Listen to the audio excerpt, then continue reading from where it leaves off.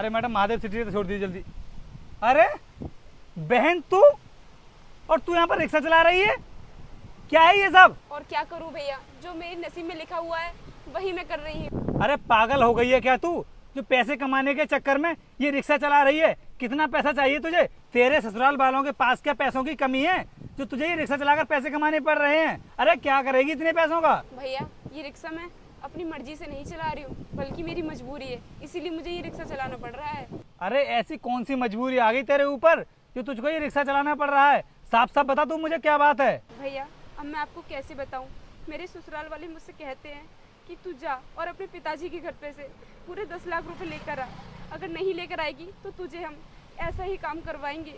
भैया आप तो जानते ही हो कि पिताजी के पास इतने पैसे नहीं हैं, तो मैंने ये रिक्शा ही चलाना ठीक समझा, इसीलिए मैं ये रिक्शा चलाती हूँ। बहन अब मैं सब कुछ समझ गया कि ये रिक्शा तू अपनी मर्जी से नहीं चला रही है, बल्कि तेरे ससुराल वाले तुझसे ज़बरदस्ती ये रिक्शा चलवा रहे हैं। अरे इतने अच्छे परिवार में हमने तेरी शादी की थी जिससे कि कभी भी मेरी बहन को कोई दिक्कत ना हो, किसी भी तरह की कोई परेशानी ना हो, और हमने तेरे ससुराल वालों को मुंह मांगा दहेज भी दिया था जिससे कि कभी भी वो तुझे दुखी ना रखें। लेकिन हमें क्या पता था कि इतना दहेज देने के बाद भी वो तुझसे रिक्शा चलवाएंगे। बहन वो तो अच्छा हुआ कि आज मैंने तुझे रिक्शा चलाते हुए देखा है, अगर पापा देख लेते ना तो सचमुच वो तो सुसाइड ही कर लेते, क्योंकि बहन तुझको तो पता है कि पापा कितने कच्चे दिल के इंसान हैं, उनको बिल्कुल भी बर्दाश्त नहीं होगा कि उनकी बेटी ऐसा काम करे। लेकिन बहन तू मुझे एक बात बता कि तेरे ससुराल वाले तेरे ऊपर इतना अत्याचार कर रहे थे, तूने एक बार भी हमें बताने की कोशिश नहीं की?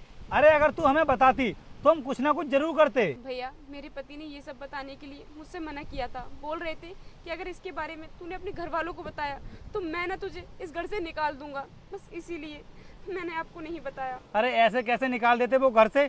कानून नाम की भी कोई चीज होती है, अगर वो हमारा कहना नहीं मानते तो हम पुलिस की सहायता लेते, पुलिस तो हमारी मदद जरूर करती। भैया मैं नहीं चाहती कि सबके सामने पापा की बेइज्जती हो, इसीलिए मैं चुप थी। बहन सबसे बड़ी बेइज्जती तो ये है जो तू ये रिक्शा चला रही है, और इससे बड़ी बेइज्जती क्या होगी? तुझे पता है ना कि पापा गवर्नमेंट टीचर हैं, और वहाँ पर लोगों को पता चल गया कि उनकी बेटी ससुराल में रहते हुए भी खुश नहीं है और उसके ससुराल वाले उससे रिक्शा चलवा रहे हैं, तो तुझे पता है कि पापा तो जीने के लायक भी नहीं रहेंगे। बहन देख तू मेरी बात मान, या तो तू अभी के अभी घर चल, वरना मैं तेरे ससुराल वालों के पास ही चलता हूँ और उनसे चलकर पूछता हूँ कि उनकी हिम्मत कैसे हुई जो उन्होंने मेरी बहन से रिक्शा चलवाया। और बहन इसके बारे में ना पापा को कुछ भी पता नहीं चलना चाहिए, इससे पहले कि पापा को पता चले मैं सारा ये मैटर ना खत्म कर दूंगा। चल तू अभी मेरे साथ। नहीं नहीं भैया मैं आपके साथ नहीं जा सकती, मुझे मेरे हालातों पर छोड़ दो। क्या कहा तूने कि मैं यहाँ से चला जाऊँ? अरे तू मेरी इकलौती बहन है और मैं ना तुझे इस हालत में छोड़कर नहीं जा सकता। तुझे अभी के अभी अपनी ससुराल चलना होगा, उनसे मैं खुद बात कर लूंगा। तू चल मेरे साथ बैठ और मैं लेकर चलता हूँ रिक्शा। आ बहन तू। अच्छा तो आप यहाँ पर एसी की हवा में कमरे में सो रहे हो और बाहर मेरी बहन को आपने रिक्शा चलाने के लिए भेज दिया है। इसीलिए मैंने अपनी बहन की शादी तुमसे करवाई थी कि तुम यहाँ एसी में बैठ करके हवा लो और मेरी बहन बाहर जाकर के रिक्शा चलाए। शायद तुम्हें पता नहीं है कि ये जो एसी इस रूम में लगी हुई है वो भी हम ही ने तुम्हें दी थी। अच्छा इसका मतलब तूने अपने भाई को सब कुछ बता दिया। मैंने तुझसे क्या कहा था कि इस बात के बारे में किसी को पता नहीं चलना चाहिए। अब देख मैं तेरा क्या हाल करता हूँ। कुछ नहीं कर पाओगे तुम इसका, क्योंकि इसका भाई इसके सामने खड़ा है। और इतने दिनों से तुमने अपनी मनमानी इसलिए की क्योंकि हमारी बहन ने ना तुम्हारे बारे में कुछ बताया नहीं था। अगर ये हमको पहले कुछ बता देती ना तो यहाँ तक नौबत नहीं आती। चलो मान लिया कि तुम्हें पता चल भी गया है, तो तुम मेरा क्या करोगे?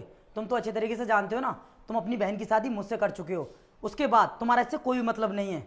बोलो क्या करोगे तुम मेरा? मैं अभी यहाँ पर पुलिस को बुला ही लेता हूँ, और जब ये थाने में जाकर बंद होंगे ना तो इनकी अकल ना ठिकाने खुद पे खुद लग जाएगी। अनुष्का समझाओ अपने भाई को, यहाँ पर पुलिस को बुलाने की क्या जरूरत है? अगर इस घर में पुलिस आई तो हमारे घर की बहुत बेइज्जती हो जाएगी। इज्जत और बेइज्जती की बात तुम अपने मुंह से ना ही करो तो ही अच्छा है, क्योंकि जब तुमने मुझे रिक्शा चलाने के लिए भेजा तब तुम्हें अपनी इज्जत दिखाई नहीं दी। अनुष्का तुम्हें तो पता है ना, मैंने तुम्हारे साथ जो कुछ भी किया है घर वालों की वजह से किया है। उन्होंने मुझे फोर्स किया था और इसीलिए मैंने तुम्हें रिक्शा चलाने के लिए भेजा था। अनुष्का मैं तुमसे वादा करता हूँ आज के बाद तुम्हारे साथ ऐसा कुछ भी नहीं होने दूंगा और तुम्हें बहुत प्यार से रखूंगा। लेकिन प्लीज अपने भैया को समझाओ यहाँ पर पुलिस को ना बुलाएं। भैया इन्हें अपनी गलती का पछतावा हो गया है, अब तुम पुलिस को मत बुलाओ। अगर आगे से ये ऐसी भी कोई गलती करेंगे ना तो मैं तुम्हें बता दूंगी। चल ठीक है बहन, मुझे भी लग रहा है कि इनको अपनी गलती का पश्चाताप हो गया है। लेकिन ध्यान रखना कि आगे से मेरी बहन ना कभी रिक्शा चलाने के लिए चली ना जाए, वरना मैं। रोहित, तुम बिल्कुल भी चिंता मत करो, आगे से तुम्हें शिकायत का मौका नहीं मिलेगा। मैं तुम्हारी बहन को बहुत प्यार से रखूंगा। चलो ठीक है बहन, फिर मैं चलता हूँ। भैया कुछ खा पी कर जाना। कोई बात नहीं, मैं चलता हूँ अभी। ठीक है। ठीक है।